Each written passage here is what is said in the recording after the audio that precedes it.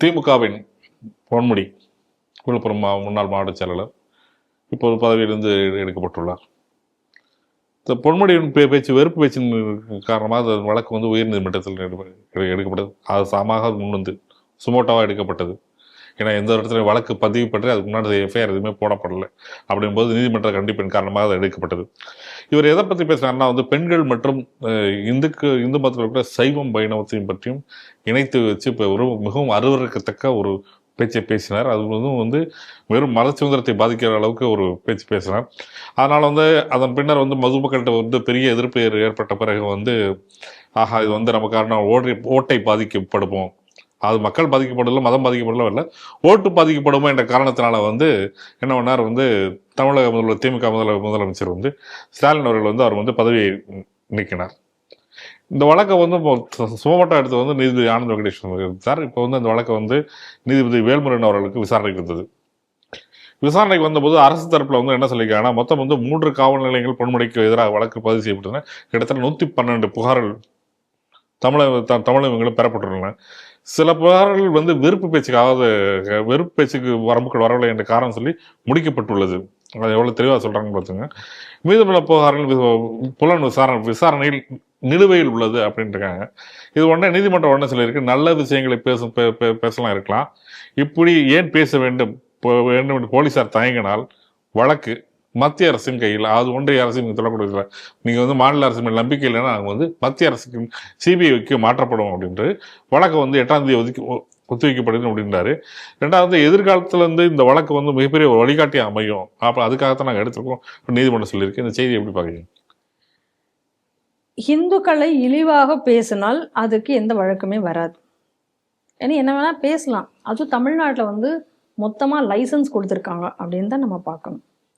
ஆனால் இங்கேயும் கூட பாருங்களேன், கோர்ட்டு தாமாக முன் வந்து இது மேலே விசாரிக்கணும் அப்படின்னு சொல்லியிருக்காங்க. ஆனால் இது வரைக்கும் ஏதாவது விசாரணை நடந்ததா அப்படின்னு கேட்டால் இல்லை.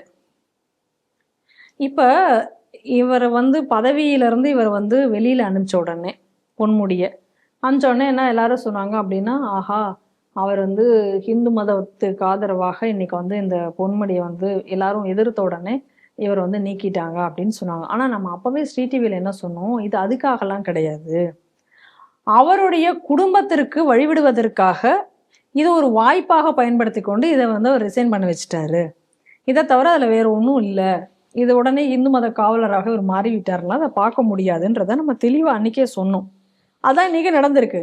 உண்மையிலேயே இந்து மக்களினுடைய மனம் புண்பட்டு விட்டது, அதற்காக நான் வந்து இதற்கு நடவடிக்கை எடுக்க போகணும் அப்படின்னு சொல்லி நினைத்திருப்பாரா இருந்தால் முதல்வர் உடனே என்ன பண்ணியிருக்கணும், இதற்கான விசாரணை இந்நேரம் முடிச்சிருக்கணும். சரியா இல்லையா?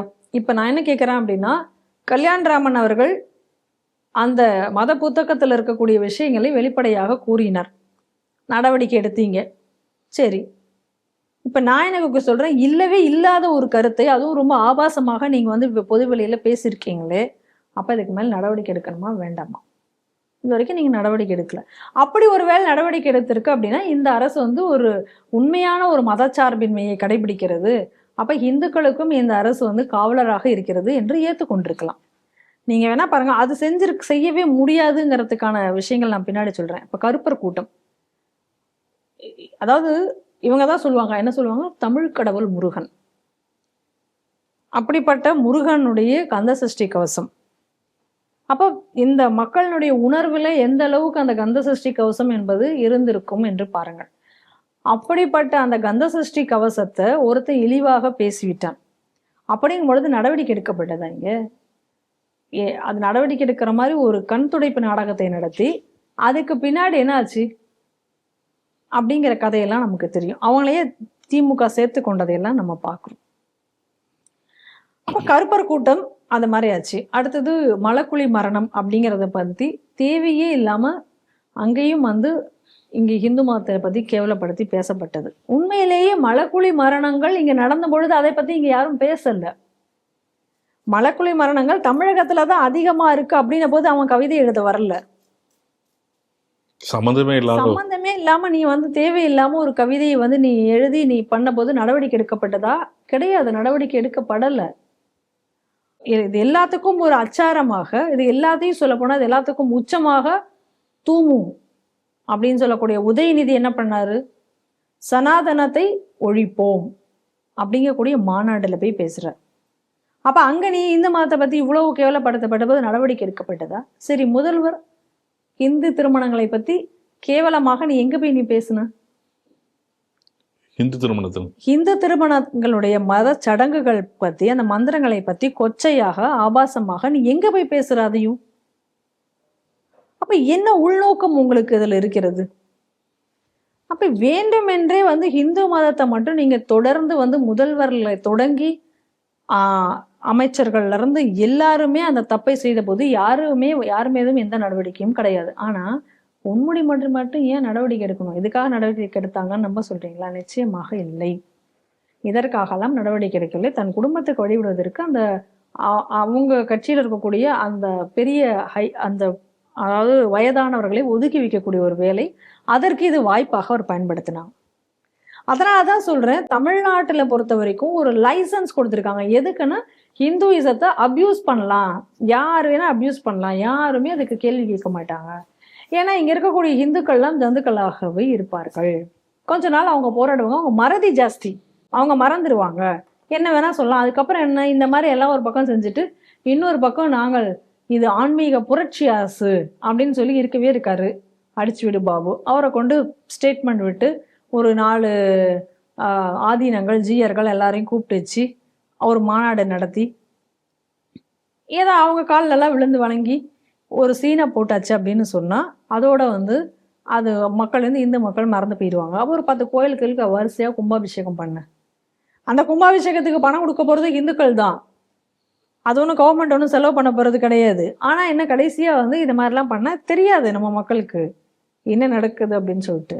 அதனால என்ன, எல்லாரும் சரி அப்படின்ட்டு போயிடுவாங்க. அதனால இந்துக்களை நீங்க காம்ப்ரமைஸ் பண்ணி அவங்கள சமாதானப்படுத்துறதுங்கிறது ரொம்ப ஈஸி. ஏன்னா அவங்களுக்கு ரொம்ப நாள் அவங்களுடைய கோபங்கள் நீடிக்காது. அதனாலதான் ஏற்கனவே கருணாநிதி சோற்றால் அடித்த பிண்டங்கள்னு நம் தமிழரை பார்த்து சொல்லிட்டு இருந்திருக்காரு. அப்ப இன்னைக்கு தமிழகத்துல தொடர்ந்து இது போன்ற சம்பவங்கள் நடந்துட்டு இருக்கு. இப்பதான் தடவையா கோர்ட் இந்த அளவுக்கு ஒரு விஷயத்துல இறங்கியிருக்காங்க. அதற்கு நம்ம மிகப்பெரிய ஒரு நன்றியை நம்ம தெரிவிக்கணும்.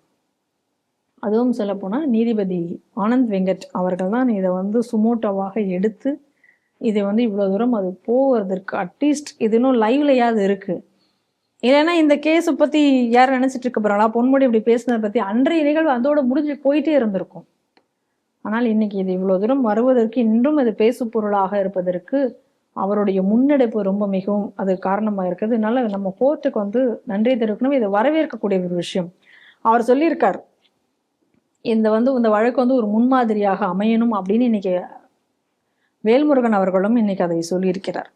ஸோ அப்படிங்கும் பொழுது இது இனி இதுதான் இதற்கு ஒரு என் பாயிண்டாக இருக்கணும் அப்படின்னு ஆசைப்படுறேன். ஏன்னா யார் வேணா இந்து மதத்தை பத்தி என்ன வேணா பேசலாம், கீழ்த்தரமாக கேவலமாக எப்படி வேணா அபியூஸ் பண்ணலாம் அப்படி என்கக்கூடிய நிலை இங்க மாற வேண்டும். கருத்து சுதந்திரம் என்பது எதுவரை என்றக்கூடிய ஒரு வரைமுறை இங்கு உருவாக்கப்படணும். இப்ப கூட அலகாபாத் கோர்ட் ஒன்ல பிரதமர் மோடியை, அதாவது பிரதமரை இழிவாக பேசுவது என்பது கருத்து சுதந்திரமாகாது அப்படின்னு இன்னைக்கு அந்த கோர்ட் சொல்லியிருக்கிறது. அதே போல இந்து மதங்கள், தெய்வங்கள் இந்த மாதிரி யார் வேணா என்ன வேணா பேசலாம் அப்படி என்பது ஒரு கருத்து சுதந்திரமாகாது என்ற கூடிய ஒரு நிலை இங்க உருவாக வேண்டும். இல்லை அப்படின்னு சொன்னா இது இப்படி தொடர்ந்து கொண்டுதானே இருக்க போறது. தமிழகம் இதுல முன்னோடியாக இருக்கிறத பார்க்கிறோம். அதே சமயத்துல இன்னொரு விஷயத்தையும் பார்க்கணும். இதே போன்ற விஷயங்கள் தான் பங்களாதேஷ், அப்போ ஜம்மு காஷ்மீர்ல முன்னாடி, அதுக்கப்புறம் பாகிஸ்தான்ல இங்கெல்லாம் நடந்தது. முதல்ல ஹிந்து தெய்வங்களை கேவலமாக பேசுவது, அப்புறம் கோவில்களை இடிப்பது, அப்புறம் அதாவது கோவில்ல அதாவது ஒரு விக்கிரகத்தை மட்டும் யாராவது மர்ம நபர்களை இடித்து விட்டார்கள். அப்புறம் அந்த மர்ம நபர் யாருன்னா அவனுக்கு மூளை சரியில்லாத, மனநிலை சரியில்லாதவன். இந்த மாதிரி எல்லாம் போன நிலையில தான் இன்னைக்கு அங்க இந்துக்கள் மொத்தமாக அழிக்கப்பட்டு இன அழிப்பு நடந்துட்டு இருக்கிறதை பார்ப்போம். அதனுடைய ஆரம்ப நிலையில தான் இன்னைக்கு தமிழகம் இருந்துட்டு இருக்கு அப்படின்னு நான் பார்க்கிறோம்.